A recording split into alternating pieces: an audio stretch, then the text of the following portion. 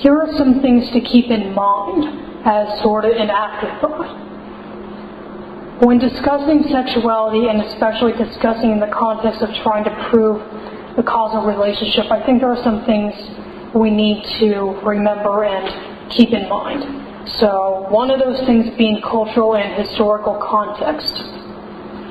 When and where applicable, we need to remember that there is a lot of variation in sexual practice and what behavior is labeled as sexual. We should also be conscious of who is defining what is normal. Today we have an organized industry that is dedicated to making us feel insecure, and we need to buy a product to make ourselves feel good enough. And there now exists an intellectual class of medical professors, psychologists, psychiatrists, and columnists who make a living off of peddling advice. Proving a causal relationship. One study by itself is not enough to prove a causal relationship. Many studies are only able to show a correlation, and when follow-up research is done, that correlation may or may not hold up. In order to prove a causal relationship, three things need to occur. A correlation needs to be established between two variables, i.e. an association.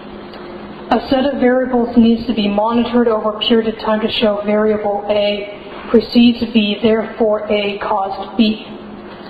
Other variables need to be monitored and ruled out to be sure that A is in fact causing B, that they are not co-occurring, or that there may be a third variable causing the outcome.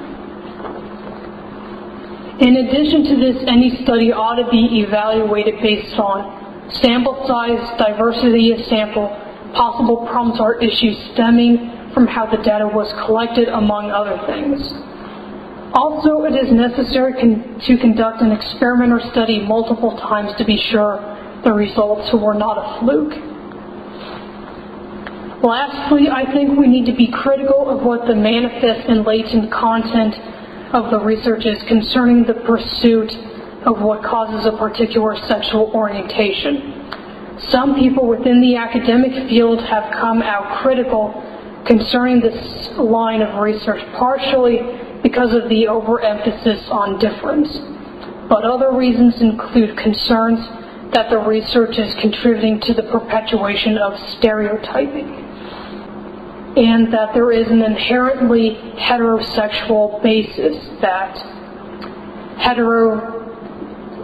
the research done does not investigate what causes heterosexuality. It is always what causes a non-heterosexual orientation. Based on the scientific investigation into homosexuality and bisexuality, which has yielded few conclusive results thus far, it seems fair to suggest the search for what causes asexuality will lead a similar path that results in few answers.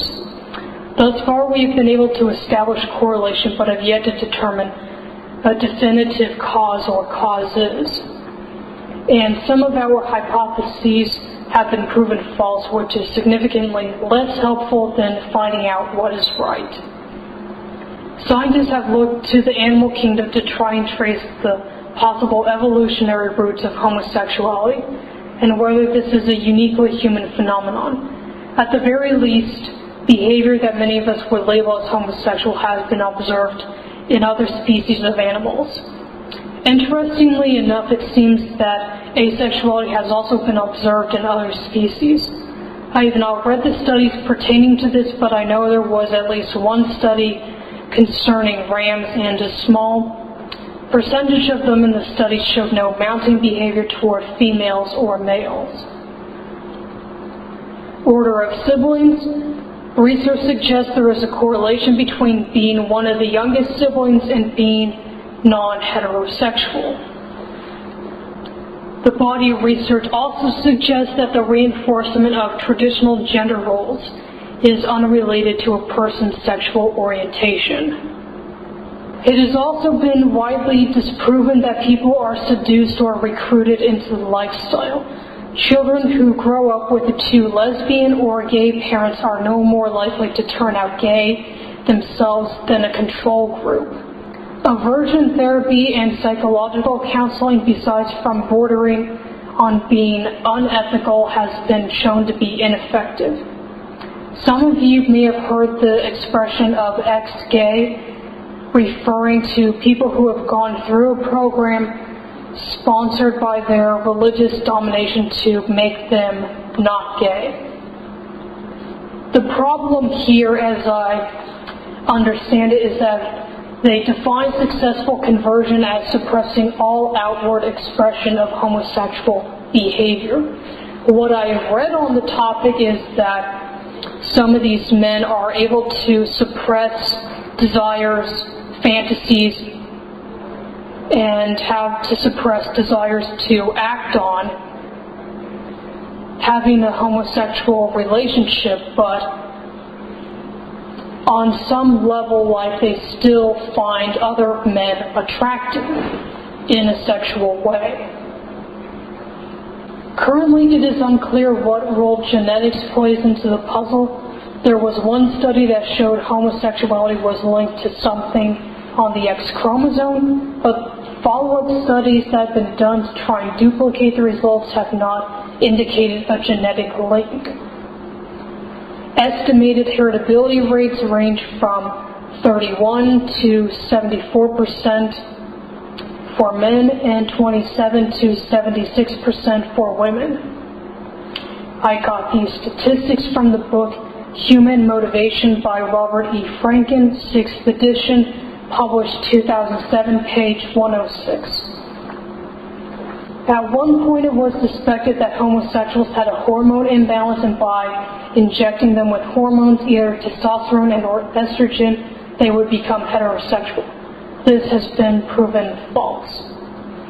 More recently, it's been suggested sexual orientation may be determined by the hormones we are exposed to in the womb.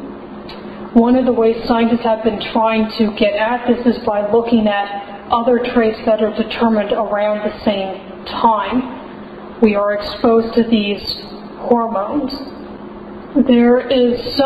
It's currently believed that there is some correlation between finger ratios and sexual orientation. So the image shown here is a reference to the book Queer Science by Simon LeVay. In summary, available information is either non-existent, incomplete, not directly applicable, or suffers from sampling methodological problems, and has limited usefulness in this specific context.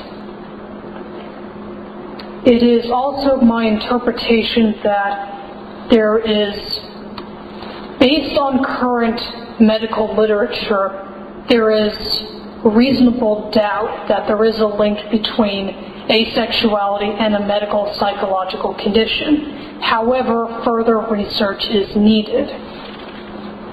At this time, there has been nothing conclusively linked to causing a homosexual, bisexual, asexual, or, for that matter, heterosexual orientation.